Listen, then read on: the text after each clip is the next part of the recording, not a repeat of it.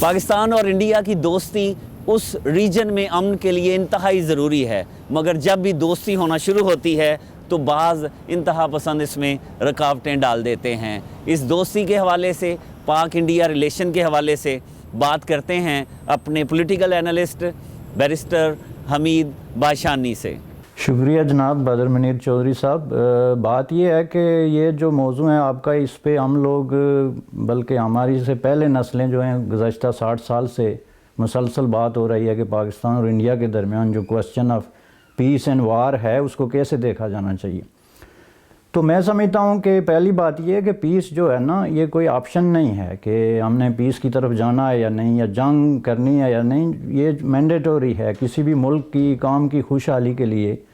اس کے ترقی کے لیے جو ہے وہ امن جو ہے وہ ناگزیر ہوتا ہے۔ لہٰذا اس پہ تو میں سمجھتا ہوں کہ یہ بحث ہمیں بہت پہلے جو ہے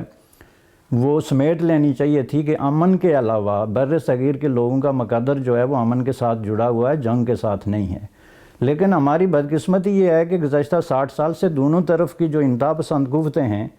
وہ انہوں نے جو خوف کا ایک توازن قائم کیا ہوا ہے، بیلنس آف ٹیرر، کہ جی ہمارے پاس ایٹامک بم ہے تو آپ کے پاس بھی ہے، آپ ماریں گے تو ہم بھی ماریں گے، جی آپ کی فوج میں یہ ہے تو ہم میں اتنا ہے۔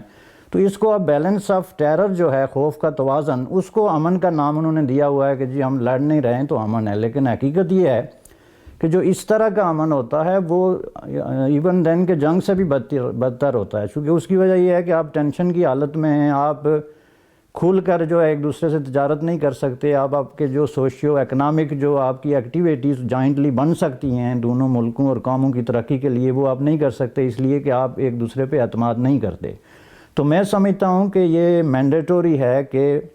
انڈین سب کنٹیننٹ کے جو 400 ملین پیپل ہیں، غریب لوگ ہیں، 400 ملین غریب جو غربت کی سطح سے نیچے زندگی گزارنے پر مجبور ہیں،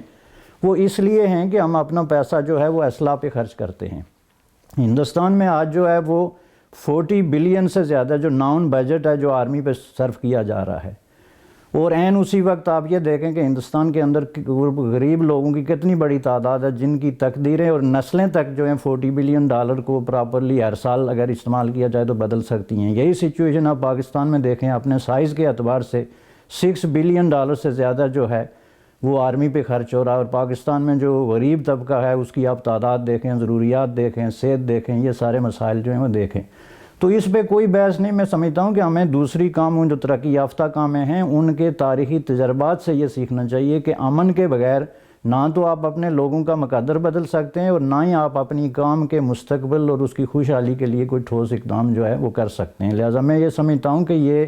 ارجنسی ہے کہ انڈین سب کنٹیننٹ کے اندر امن قائم ہو اور وہاں ترقی کے راستے جو ہیں وہ کھلیں۔